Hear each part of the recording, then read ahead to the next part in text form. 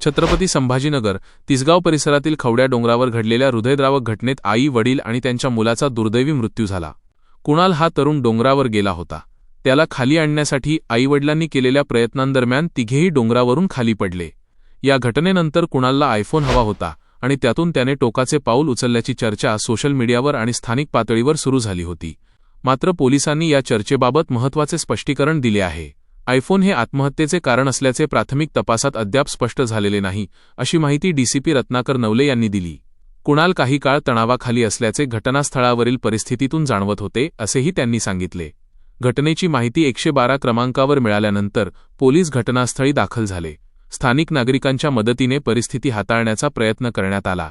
अग्निशमन दल आणि रुग्णवाहिकेलाही पाचारण करण्यात आले. मात्र सर्व प्रयत्नांनंतरही तिघांचा जीव वाचवता आला नाही. पोलिसांच्या मते तपास सध्या प्राथमिक अवस्थेत आहे, त्यामुळे या घटनेमागचे नेमके कारण आत्ताच निश्चितपणे सांगता येणार नाही. कुटुंबातील नेमकी परिस्थिती आणि त्या क्षणी काय घडले याचा उलगडा तपासानंतरच होण्याची शक्यता आहे.